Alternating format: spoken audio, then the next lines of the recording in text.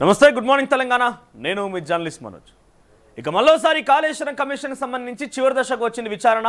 నిన్న రజత్ కుమార్తో పాటుగా మరికొంతమంది అధికారులను కూడా కమిషన్ ఎదుట హాజరు కావాలని కమిషన్ ఆదేశాలు జారీ చేయడంతో కమిషన్ ముందు హాజరైపోయి ఇక్కడ మేడిగడ్డ బ్యారేజ్ అనేది అది స్టోరేజ్ కోసం నిర్మించింది కాదు, కానీ స్టోరేజ్ కోసం వాడడం తర్వాతనే ఈ ఘటన జరిగిందని చెప్తున్నారు.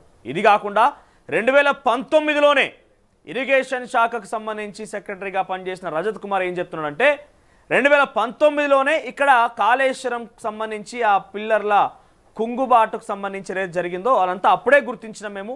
అక్కడ కొంత పెచ్చులు బారడం అన్ని కూడా గుర్తించినాము. అప్పటి నుంచి అధికారులకు చెప్పడం కానీ కింది స్థాయి ఇంజనీర్లకు చెప్పడం కానీ చేసినప్పటికీ వాళ్ళు పట్టించుకోలేదు. పైపెచ్చు ప్రభుత్వం దృష్టికి తీసుకుపోయినా కూడా ప్రభుత్వం దీనిపైన పెద్ద ఎత్తున అంత శ్రద్ధ వహించలేదని చెప్పి చాలా క్లియర్గా చెప్తున్నాడు. మరి పోయిన అధికారులు ఒక్కొక్కరిగా అందరు తప్పులు ఒప్పుకొని అందరి వేళ్ళు కేసీఆర్ వైపే చూపెడుతున్నాయంటే ఇక చివరిగా ఈరోజు స్మితా సబర్వాల్ హాజరు కాబోతున్నారట. మరి స్మితా సబర్వాల్ కూడా కేసీఆర్కి షాక్ ఇవ్వబోతున్నారు. రజత్ కుమార్ చాలా క్లియర్గా అది స్టోరేజ్ కోసం నిర్మించింది కాదు, ప్రభుత్వం చెప్పడం వల్లే స్టోరేజ్కి వాడినామని చెప్పి ఆయన చెప్తున్నాడు. ఇప్పుడు ఈరోజు స్మితా సబర్వాల్ వెళ్ళిన తర్వాత అదే విషయం కనుక చెప్తే ఇక ప్రభుత్వం అంటే ఏంటిది? ప్రభుత్వం అంటే ఒక వ్యక్తి అంటే ఒక వ్యవస్థ. డెఫినెట్గా ప్రభుత్వం అంటే ఒక వ్యవస్థ. ఆ వ్యవస్థలన్నిటికంటే హెడ్ ఆఫ్ ది ఎవరు ప్రభుత్వానికి అంటే కేసీఆర్ గత ప్రభుత్వంలో. సో కేసీఆర్ వైపే అన్ని వేలు చూపిస్తున్నాయి కాబట్టి కాళేశ్వరం కమిషన్లో కూడా కేసీఆర్ పైన చర్యలు ఉండే అవకాశం ఉన్నది.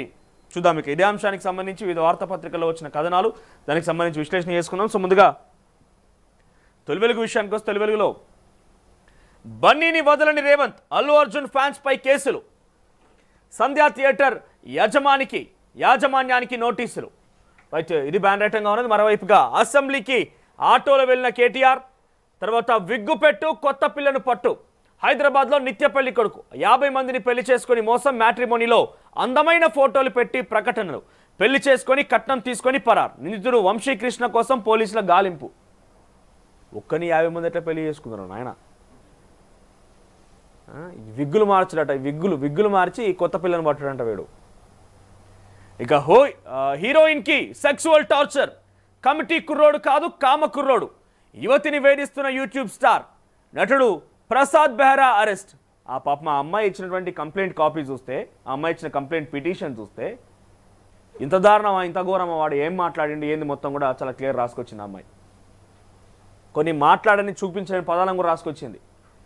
అసెంబ్లీలో డ్రంక్ అండ్ డ్రైవ్ టెస్టులు, కొందరు తాగి సభకు వస్తున్నారు, సభలో ఏం మాట్లాడుతున్నారో వారికే తెలియట్లేదు, సభలో అధికార విపక్షాల గందరగోళం. మరి సభకు తాగొచ్చేది ఎవరు? మీరేమనుకుంటున్నారు చెప్పండి. చూసే ప్రజలారు ఎవరైతే ఉన్నారో సభకు ఎవరు తాగొస్తున్నారు? మరి గత 10 ఏళ్ళు మనం మాట్లాడుతూనే ఉన్నాం ప్రతిపక్షాలుగా. అటు రేవంత్ రెడ్డి కానివ్వండి, ఇతరత్ర బీజేపీ నాయకులు మాట్లాడుకొచ్చిన అంశం ఏంటంటే కేసీఆర్ ఫామ్లో తాగి పండుకుంటాడు అని చెప్పన్నారు. మళ్ళీ సేమ్ ఇదే సిచ్యువేషన్ని బీర్లయ్య మళ్ళీ మాట్లాడుకొచ్చిండు. ఏమని? హరీష్ రావు కౌంటర్ ఇచ్చిన బీర్లయ్య ప్రతిపక్ష నేత తాగి ఫామ్ హౌస్లో పడుకున్నాడేమో కేసీఆర్ ఉద్దేశించి మాట్లాడుతున్నాడు. సో మీరేమనుకుంటున్నారు? అసెంబ్లీలో నిజంగానే డ్రంక్ అండ్ డ్రైవ్ టెస్టులు పెడితే, ఇక్కడ ఆల్కహాల్ టెస్టులు పెడితే, డ్రంక్ అండ్ డ్రైవ్ టెస్టులు పెడితే ఎవరు పట్టుబడతారు? ఒక్కసారి మీరు చెప్పండి. అసెంబ్లీలో డ్రంక్ అండ్ డ్రైవ్ టెస్టులు పెడితే పట్టుబడే వ్యక్తులు ఎవరు? మీ అభిప్రాయాన్ని కామెంట్ రూపంలో తెలియజేయండి. ఇక ఈనాడు విషయానికి వస్తే రైట్, ఈనాడులో ఫుల్ పేపర్ మొత్తం కూడా ఒక యాడ్ ఇదింది. ఆర్ఓఆర్ చట్టం, భూభారతి, తెలంగాణ భూభారతి, భూమిపై హక్కుల రికార్డు చట్టం 2024, ఇవన్నీ అంశాలు ఉన్నాయట. ఒకసారి మనం మెయిన్ పేపర్లోకి వెళ్దాం, తర్వాత ఈ భూభారతి ఏదైనా చూద్దాం. సో ఇది మెయిన్ పేపర్. దీంట్లో చూస్తే కనుక మిస్టర్ మాయావి నిష్క్రమణ, అంతర్జాతీయ క్రికెట్కు అశ్విన్ గుడ్ బై. ఇక భూపరిపాలనలో నవశకం, ధరణి స్థానంలో భూభారతి, సమస్యలకు పరిష్కారాలను చట్టబద్ధం చేసేలా సెక్షన్లు, ఆర్డీఓ కలెక్టర్ స్థాయిలో అప్పీళ్లకు వ్యవస్థ, న్యాయపరమైన అంశాల కోసం ల్యాండ్ ట్రిబ్యునల్.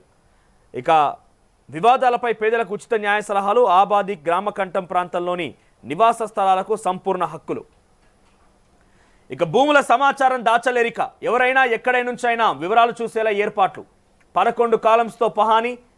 ఇక ధరణితో భూములు కొల్లగొట్టారు, వాటిని పేదలకు ఇచ్చే విషయాన్ని పరిశీలిస్తామన్న పొంగులేటి.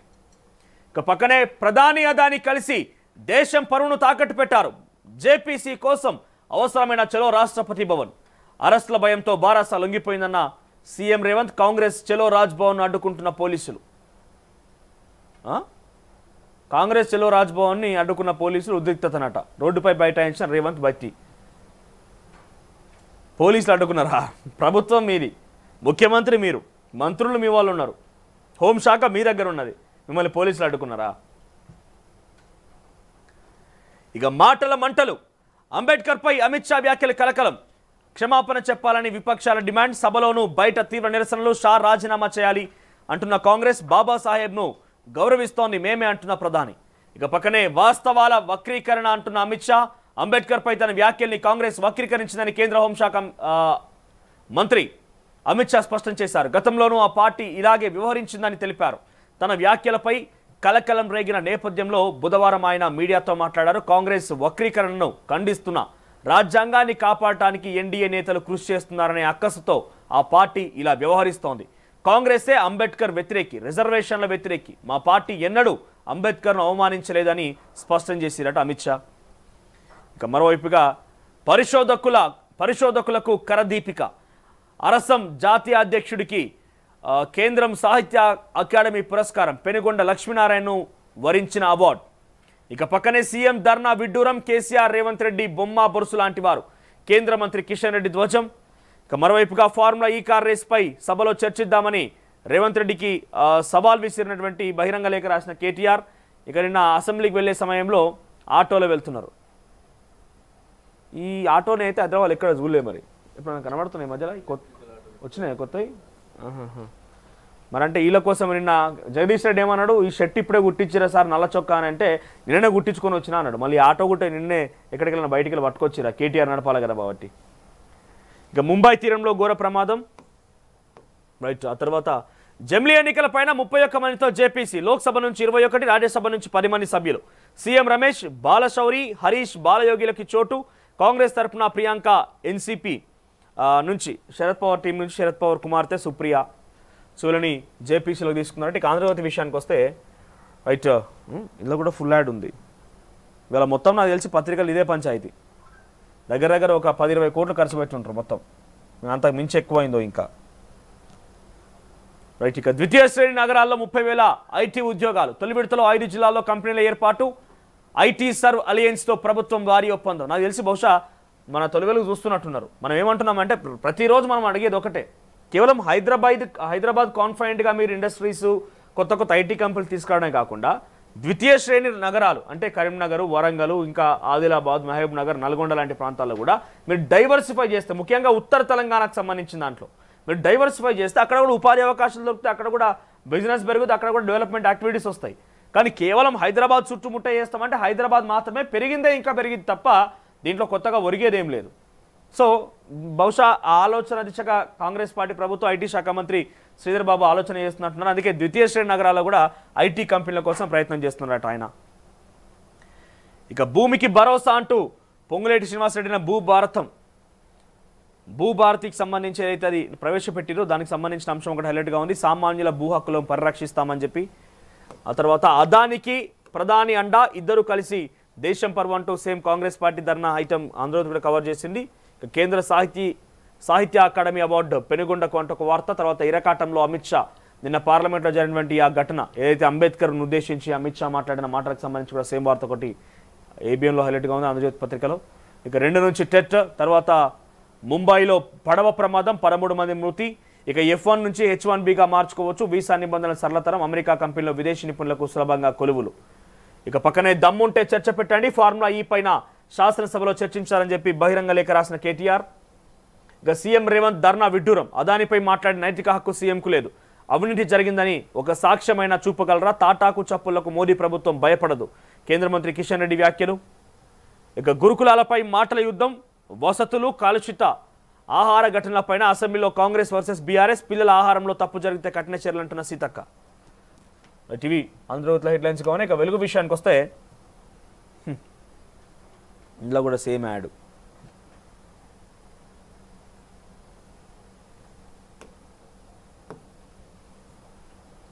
ఇక అదాని అవినీతిపై జేపీసీ వేయాల్సిందే, లేదంటే రాష్ట్రపతి భవన్ ముట్టడిస్తామన్న సీఎం రేవంత్. ఇక ధరని అడ్డు పెట్టుకొని 1.5 కోట్ల భూదందా చేశారంటూ ధ్వజమెత్తిన బట్టి, పక్కన లగచర్ల కేసులో 25 మందికి బెయిల్ అంటూ ఒక వార్త హైలైట్గా ఉంది.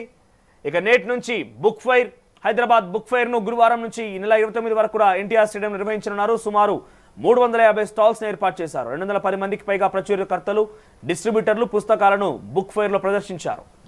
ఇక భూములకు భూభారతితో చెక్. రైతులు కోర్టులకు వెళ్లే తిప్పలు లేకుండా అప్పీళ్లకు ల్యాండ్ ట్రిబ్యునల్. ఇక మండలం, డివిజన్ స్థాయి, జిల్లా స్థాయిలో పరిష్కార మార్గాలు. ఇక తెలంగాణ భూభారతి బిల్లును అసెంబ్లీలో ప్రవేశపెట్టిన సర్కార్. ఇక పక్కనే గురుకుల పిల్లలతో రాజకీయాలొద్దు, స్టూడెంట్ల బాగు కోసం సలహాలు ఇవ్వండి అన్న సీతక్క. 655 స్కూళ్లకు సొంత బిల్డింగ్స్ లేవు, నిర్మిస్తాం. గత 10 నెలల్లో 62 మంది పిల్లలు చనిపోయారు. ఫుడ్ పాయిజన్ ఘటన జరగకుండా ఆహార భద్రతా కమిటీలు ఏర్పాటు చేశాం. పెండింగ్ బిల్లు విడుదల కంటిన్యూ ప్రాసెస్ అని వెల్లడించిన సీతక్క. ఇక జనవరి 2 నుంచి 20 వరకు టెట్ పరీక్షలు. ఇక పక్కనే కాళేశ్వరం అప్పులు ప్రభుత్వమే కట్టాలి, ప్రాజెక్టు చేతికొచ్చేదాకా అసలు మిత్తిలు చెల్లించక తప్పదు. జ్యుడిషియల్ కమిషన్ ముందు రిటైర్డ్ ఐఏఎస్ రజత్ కుమార్ వెల్లడి. ఇక పక్కనే అంబేద్కర్ను అవమానిస్తే దేశం క్షమించరు, అమిత్ షా కామెంట్స్ పై మండిపడ్డ రాహుల్ గాంధీ. తర్వాత ముంబై తీరంలో లాంచీ బోల్తా 13 మంది దుర్మరణం. ఇక కాంగ్రెస్ బీఆర్ఎస్ పాలనలో తేడా లేదంటున్న కిషన్ రెడ్డి. పక్కనే క్యాన్సర్ వ్యాక్సిన్ రెడీ చేసిన రష్యా, కొత్తేడాదిలో ప్రజలకు ఫ్రీగా పంపిణీ అంట. ఇటుక దిశలో మెయిన్ హెడ్లైన్స్ చూస్తే కనుక దీంట్లో కూడా ఫుల్ యాడ్. ఇక వచ్చే నెల 2 నుంచి టెట్ పరీక్షలు, తర్వాత నేటి నుంచి బుక్ ఫేర్ ప్రారంభించిన మంత్రులు జూపల్లి, పొన్నం. ఎన్టీఆర్ స్టేడియంలో 29 వరకు నిర్వహణ. ఇక భూభారతి వచ్చేసింది, 23 సెక్షన్లతో కొత్త భూ పరిపాలన. దేశానికే ఆదర్శంగా కొత్త ఆర్ఓఆర్ చట్టం, ఉచిత న్యాయం అందించేందుకు వ్యవస్థ, అప్పీలు ట్రిబ్యునల్తో అందరికీ న్యాయం, ప్రతి రిజిస్ట్రేషన్కు సర్వే మ్యాప్ తప్పనిసరి. ఇక బంగాళాఖాతంలోకి ధరణి, 4 గోడల మధ్య కూర్చొని దాన్ని రూపొందించారు. ప్రజాస్వామ్యయుతంగా భూభారతి. హరీష్, వినోద్ సూచనలు తీసుకున్నాం, ట్రిబ్యునల్ ఏర్పాటు చేస్తున్నాం. రెవెన్యూ మంత్రి పొంగులేటి. ఇక చట్టబద్ధంగా నిధులు తెస్తున్నామని చెప్పిన బట్టి. పక్కనే ప్రజల వైపా అదాని వైపా, మోడీ కేసీఆర్ ఎటువైపు ఉంటారో చెప్పాలి అని చెప్పి అదాని విషయంలో వారిద్దరు ఒకటే, లోపలేస్తారనే భయంతో లొంగిపోయారన్న బీఆర్ఎస్. పార్లమెంట్లో ఆ పార్టీ విధానం ఏంటో చెప్పాలి. ఇక పక్కనే భూభారతిపై కేసీఆర్ స్పందిస్తారా? ఆయన దేని మీద స్పందించాడు? ఫుల్ రెస్ట్ టేకింగ్ ఆయన. ఇక సరిపోయింది రాజకీయం ఆయనకి. మీకు అర్థం కాని విషయం ఏంటంటే ఇక బయటకు వచ్చే ప్రసక్తి లేదా ఆయన. ఇక కేటీఆర్ లోపలనే ఉండి బెడం పెట్టి బయటకు వచ్చిందట. ఊరాల బెడం అయితే ఏంటిది, లాక్ ఉంటుంది కదా డోర్ కేసేది. ఇక ఇంట్లో కూర్చోబెట్టి నాయన నువ్వు బయటికి రాకని చెప్పి బెడం పెట్టి బయటకు వచ్చేసిందట. ఇక ఆయన ఇప్పట్లో వచ్చే పరిస్థితి లేదు అంత ఈజీగా. ఇక రైతు కూలీల గుర్తింపుపై సర్కార్ ఫోకస్. ఉపాధి హామీ కూలీల లెక్కల ఆధారంగా 28న 6,000 సాయం పంపిణీ. ఇక సభలోకి సభ్యులు తాగి వస్తున్నారు, సోయి లేకుండా మాట్లాడుతున్నారన్న హరీష్ రావు. ఇక రేవంత్ నయా స్ట్రాటజీ, అసెంబ్లీలో కీలక అంశాలపై స్పందన, మిగతా వాటి మంత్రులకు బాధ్యతలు. సభలో విపక్ష పార్టీల తీరుపై ఆరా. నేడు రైతు భరోసాపై చర్చ, 4 బిల్లులకు ఆమోదం తెలిపే ఛాన్స్. ఇక అంతర్జాతీయ క్రికెట్కు అశ్విన్ గుడ్ బై. పక్కనే జేపీసీ చైర్మన్గా పీపీ చౌదరి. జమిలీపై 31 మందితో కమిటీ ఏర్పాటు. ఇక 13 మంది దుర్మరణం. ముంబై బోట్ ఘటన గురించి ఒక వార్త హైలైట్గా ఉంది. ఇక ఇరిగేషన్ O&M ఈఎన్సీగా విజయ్ భాస్కర్ రెడ్డి, నీటిపారుదల శాఖ సెక్రటరీ ఉత్తర్వులు. లగచర్ల నిధులకు బెయిల్. పట్నం నరేందర్ రెడ్డితో పాటుగా మరో 24 మందికి బెయిల్ మంజూరు. ఇక F1 నుంచి ఈజీగా H1B వీసా. ఇక చివరిగా నమస్తే తెలంగాణ చూస్తే మూసి మోసం గుట్టునట్టు. ధరణిని కొంచబేరు, ధరణి దగ్గర పడ్డదని ఎక్కడ రాయాలి కదా. ధరణి దగ్గర పడ్డది, ధరణి సంగతి అయిపోయిందని ఎక్కడ వార్త లేదు. ఇలా మూసి మోసం గుట్టునట్టు. డీటెయిల్డ్ ప్రాజెక్ట్ రిపోర్టుపై సర్కార్ దాగుడు మూతలు. సిద్ధం కాకముందే అయినట్టు వరల్డ్ బ్యాంకుకు రిపోర్ట్. ఇక్కడ ఏమైంది మీరు చూడండి. ఈ మూసి ప్రస్తావన మండలిలో కవిత తీసుకొచ్చింది. ఈ మూసి గురించి DPR project detailed project report రాకముందే మీరు ఎట్లా దీన్ని తీసుకొస్తారని అంటే, మేము ఇచ్చిన డీటెయిల్డ్ ప్రాజెక్ట్ రిపోర్ట్ అంటే పూర్తి ప్రాజెక్టు గురించి కాదు, కేవలం అట్ రిటైనింగ్ వాల్ కన్స్ట్రక్షన్ కోసం మాత్రమే మీ డీటెయిల్ ప్రాజెక్ట్ రిపోర్ట్ ఇచ్చేసి, సీవరేజ్ కానివ్వండి లేకుంటే డ్రైనేజ్ మొత్తం మూసీలో కలవకుండా ఆ డీటెయిల్ ప్రాజెక్ట్ రిపోర్ట్ సమర్పించి కేంద్రం నుంచి వరల్డ్ బ్యాంక్ నుంచి మేము నిధులు తీసుకొచ్చుకునే ప్రయత్నం చేసినామని శ్రీధర్ బాబు చెప్పిండు. సరే, ఇవన్నీ పక్కన పెడదాం. ఈ క్వశ్చన్లు ఆన్సర్ పక్కన పెడితే ఈ అంశాన్ని ముందుగా లేవనెత్తిందే కవిత. మరొకవేళ కనుక కేటీఆర్ ఈ అంశాన్ని లేవనెత్తి అసెంబ్లీలో కనుక చర్చించి ఉండే, అంతటి స్థాయిలో మాట్లాడి ఉంటే కనుక ఇక్కడ ఎంతటి స్థాయిలో ఈరోజు పెద్దగా కేటీఆర్ ఫోటో ఉండేది. ఒక పైప్ మొత్తం, ఈ పేపర్ యాడ్ మొత్తం కూడా ఈ పై నుంచి కింది దాకా మొదలు పెడితే కేటీఆర్ఏ స్టాండింగ్ ఫోటో ఉండేది. కానీ కవితకు సంబంధించి ఒకటన్నా మాట్లాడుకొచ్చారు. ఇక్కడ ఈ అంశాన్ని లేవనెత్తిందే ఆవిడ, మండలిలో ఈ అంశాన్ని లేవనెత్తిందే ఆమె. మరి ఆమెకు సంబంధించి ఊసు కానీ పేరు కానీ కథ కానీ ఫోటో ఎక్కడ లేరు. పక్కనే సర్కార్కు సభా హక్కుల నోటీసు. అసెంబ్లీ సాక్షిగా మూసీపై పచ్చి అబద్ధాలు. ఇగో చిన్న వార్త, అసెంబ్లీలో కవిత డిమాండ్. అదే కేటీఆర్ ఆటో వేసుకొని పోతే మేను